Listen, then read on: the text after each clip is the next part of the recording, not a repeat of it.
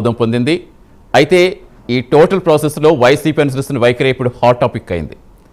లోక్సభలో వాకౌట్ చేస్తుంది వైసీపీ. మేము అమరావతికి వ్యతిరేకం కాదు, కానీ ఈ బిల్లుకి వ్యతిరేకం అంటోంది. అమరావతికి వ్యతిరేకం కానప్పుడు చట్టబద్ధత కల్పిస్తుంటే అడ్డుకోవడం దేనికనేదే సామాన్య ప్రజల ప్రశ్న. మరి అయితే ఈ బిల్లుపై మాజీ సీఎం జగన్ కూడా నేను తీవ్రస్థాయిలో విరుచుకుపడ్డం మనం చూస్తాం.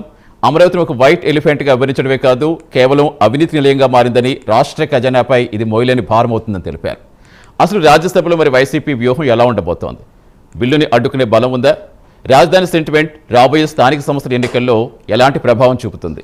ఈ బిల్లు ఎవరికి ప్లస్ అవుతుంది, ఎవరికి మైనస్ అవుతుంది? ఇవే అంశాలపై హాట్ టాపిక్ కంటిన్యూ చేద్దాం. హాట్ టాపిక్లో మనతో పాటు జాయిన్ అవుతున్నారు బండారు రామ్మోహన్ గారు, సీనియర్ రాజకీయ విశ్లేషకులు మనకి జూమ్లో అందుబాటులోకి వచ్చారు. సయ్యద్ రఫీ గారు, టీడీపీ అధికార ప్రతినిధి, సీనియర్ నాయకులు మనకి జూమ్లో జాయిన్ అయ్యారు. చిట్ట విజయభాస్కర్ రెడ్డి గారు, వైసీపీ మాజీ జిల్లా గ్రంథాలయ చైర్మన్, మనకి జూమ్లో జాయిన్ అయ్యారు. కాసేపట్లో వెంకట్రాయలు గారు జనసేన నుంచి జూమ్లో జాయిన్ అవుతారు. అందరికీ గుడ్ మార్నింగ్ అండి, వెల్కమ్ టు ద డిబేట్. ముందుగా విజయభాస్కర్ రెడ్డి గారు ఏం చెప్తారు? అమరావతి మేము వ్యతిరేకం కాదు అని చెప్తున్నారు, బిల్లును హోప్లెస్ అంటున్నారు. ఏంటంటే జరిగిన ప్రాసెస్ అంతా ఎలా చూడాలి? ఈరోజు రాజ్యసభలో మీ స్టాండ్ ఏంటి? నమస్కారం అండి. నమస్తే, చెప్పండి. ఛానల్లో ఉన్న సభ్యులందరికీ నమస్కారం, ప్రైమ్ నైన్ టీవీ ప్రేక్షకులందరికీ నమస్కారం. ముందుగా అమరావతి అనేది అందరికీ కావాల్సినటువంటి రాజధాని. మేమైతే ఎక్కడ అమరావతిని వ్యతిరేకించలేదు. ఇప్పుడు కాదు, 2019 నుంచి 24 వరకు కూడా జగన్మోహన్ రెడ్డి గారు ఏమన్నారంటే అమరావతిని శాసన రాజధానిగానే ఉంచుదాం, అమరావతి రైతులను గౌరవిద్దాం, అమరావతి రైతులకి ప్రతి సంవత్సరం కౌలు డబ్బులు పూర్తిగా ఇచ్చిన ఘనత జగన్మోహన్ రెడ్డి ప్రభుత్వాన్ని. తెలుగుదేశం ప్రభుత్వం ఇప్పటి వరకు కూడా ఇచ్చిన పరిస్థితి లేదు ఈ సంవత్సరానికి. రెండో విషయం ఏంటంటే నిన్న పార్లమెంట్ లో బిల్లు పెట్టారండి.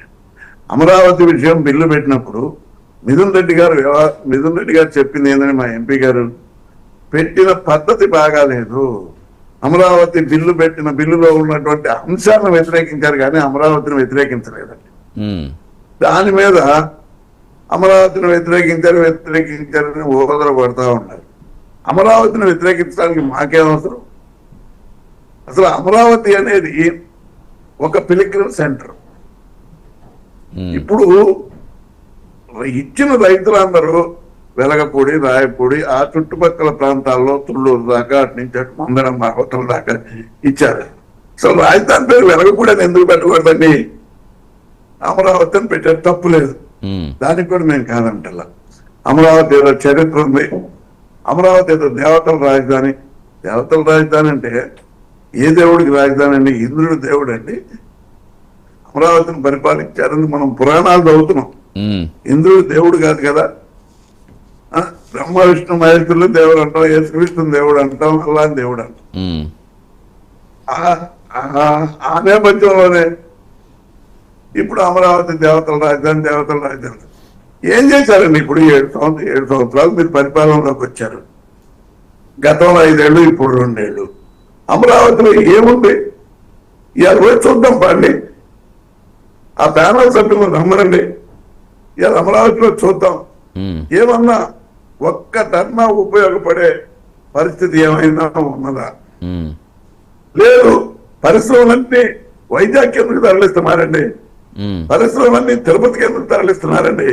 ఇక్కడ కట్టచ్చు కదా.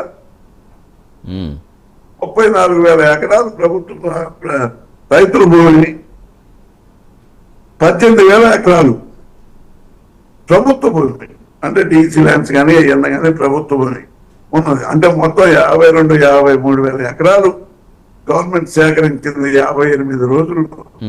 తప్పలేదు, మేము దానికి కూడా వ్యతిరేకం కాదు.